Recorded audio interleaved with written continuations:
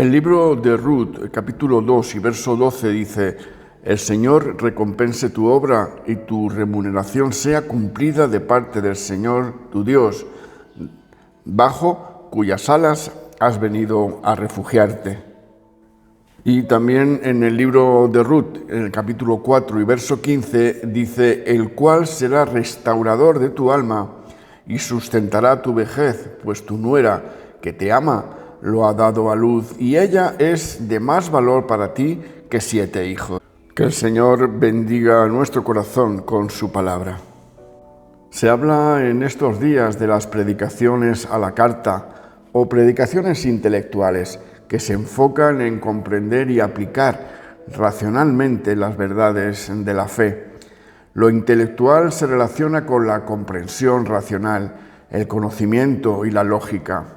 Es la búsqueda de entender las verdades espirituales desde nuestra comprensión. Puede centrarse demasiado en el aspecto de la comprensión y descuidar la dimensión espiritual y emocional del mismo. Las personas que valoran lo intelectual tienden a analizar, estudiar, reflexionar sobre las escrituras y las doctrinas. Sin embargo, existe el peligro de caer en el orgullo intelectual, creyendo que el conocimiento es suficiente para la salvación o la relación con Dios. La gracia de Dios es un don divino que no merecemos. Es su favor inmerecido hacia la humanidad. Es un acto de Dios que bendice en vez de maldecirnos. La predicación no habla de nosotros, pero es a nosotros a quien va dirigida. Aunque el entendimiento es importante, la verdadera transformación ocurre cuando se experimenta la presencia de Dios.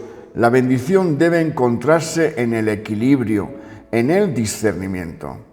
Jamie Stilson, escritor del Poder de lo Feo, nos invita a mirar más allá de nuestras imperfecciones y debilidades para encontrar la belleza de la gracia divina. Es decir, de la fealdad de nuestra vida, la gracia de Dios produce algo hermoso.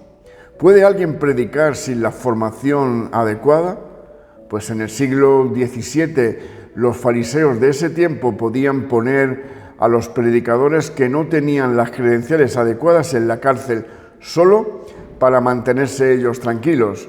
Uno de los tipos a quien le hicieron esto fue a Juan Bunyan, quien escribió ese libro que todos conocemos titulado El progreso del peregrino, mientras él estaba encarcelado. Los discípulos de Jesús volaron las mentes de los bien preparados y expertos religiosos de la época con la sabiduría y autoridad acerca de las Escrituras. Ellos solo eran pescadores y hombres comunes, sin educación, feos a los ojos de los profesionales de la religión. En un intento para condenar a estos predicadores feos por predicar el mensaje de Jesús, los líderes religiosos les llamaban los hombres ordinarios sin educación. La única explicación que ellos podían encontrar por su audacia fue que ellos habían estado con Jesús. Entonces, viendo el denuedo de Pedro y de Juan y sabiendo que eran hombres sin letras y del vulgo, se maravillaban y les reconocían que habían estado con Jesús. Hechos 4:13. Al decir esto acerca de los discípulos, los líderes religiosos les habían hecho, sin saberlo, un gran cumplido. Estos predicadores feos habían sido acusados de pasar tiempo con Jesús. Los líderes religiosos no pudieron encontrar otra explicación de cómo estos pescadores comunes que nunca habían ido a la escuela rabínica pudieron conocer y enseñar las Escrituras de una manera tan personal y poderosa. Su única conclusión fue que este Jesús, a quien los líderes religiosos parecía que no habían podido mantener en la tumba, habían infectado a sus discípulos. El apóstol Pablo es considerado uno de los hombres más inteligentes de todos los tiempos. Sin embargo, describe su predicación de esta manera: Así que, hermanos, cuando fui a vosotros para anunciaros el testimonio de Dios, no fui con excelencia de palabras o de sabiduría, pues me propuse no saber entre vosotros cosa alguna, sino a Jesucristo y a este crucificado. Y estuve entre vosotros con debilidad y mucho temor y temblor, y ni mi palabra ni mi predicación fue con palabras persuasivas de humana sabiduría, sino con demostración del Espíritu y de poder, para que vuestra fe no esté fundada en la sabiduría de los hombres, sino en el poder de Dios. Primera carta a los Corintios, capítulo 2, versos del 1 al 5. Esta era una predicación fea. Esta no es una excusa para una predicación superficial, descuidada o poco entusiasta, sin preparación, que carezca de cualquier contenido. Si está vacía de sentido, es solo ruido. No importa el volumen fuerte que se le dé, volumen, sudor, esfuerzo, incluso la tecnología, no pueden ser sustituidos por el corazón de Dios. La predicación fea que Pablo expuso es una predicación que apunta al corazón más que a la cabeza. No es la predicación que llena los espacios en blanco en un bosquejo solo para hacer puntos. Tiene que ser una predicación que despierte a los muertos. Ezequiel 37, 4 y 5 profetiza sobre esos huesos y diles: venid a la vida. Esto es transformación de vida, palabras del corazón que cambian el mundo, dichas con el poder del Espíritu a través de mensajeros humildes. El obispo Tom White escribió sobre este tipo de predicación. Creo que, en otras palabras, el Evangelio de Pablo y la doctrina de la justificación, que sigue de cerca y sin salirse de ella, tiene el poder de hacer por el mundo y la Iglesia de hoy en día lo que hicieron en la época misma de Pablo. Por supuesto, esto demandará personas que estén dispuestas a correr el riesgo de copiar a Pablo, de ser tontos, sabios, fuertes y débiles, fracasados en términos humanos. Si los cristianos han de predicar el Evangelio, no pueden esperar estar exentos de vivir el Evangelio. Permíteme dejarte con un par de ingredientes para la receta de esa predicación fea. Es solo un desbordamiento de nuestra relación con Dios. Debemos conocer a Dios y su corazón antes que podamos hablar por Él. Esto requiere que pasemos tiempo a solas con Él, recostando nuestra cabeza sobre su pecho, escuchando su corazón. La predicación fea siempre predica la palabra, no solo acerca de ella, no solo son puntos y principios, sino diciendo: esto es lo que el Señor dice. Nuestra autoridad no está en nosotros mismos, sino en el mensaje de Jesús que estamos predicando. La predicación fea es una demostración del poder del Espíritu y no una demostración de nuestra sabiduría. No se trata de volumen, de estilo, se trata de la dependencia de su Espíritu.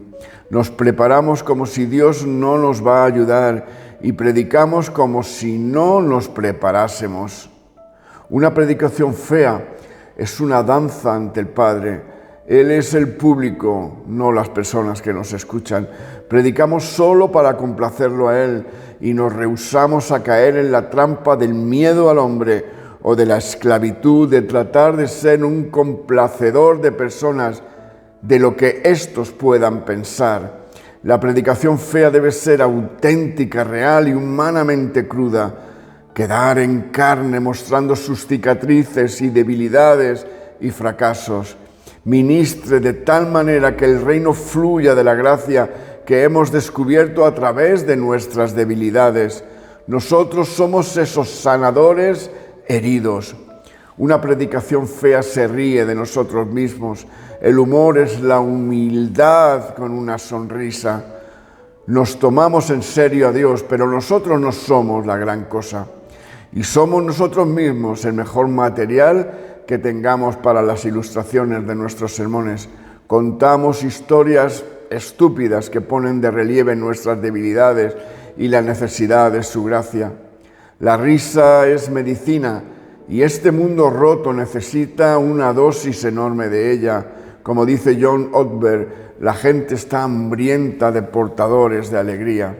Predicación fea hace el llamado a Cristo, predicamos con el peso de la eternidad en la balanza. Las personas deben ser llamados a decidir a quién van a servir.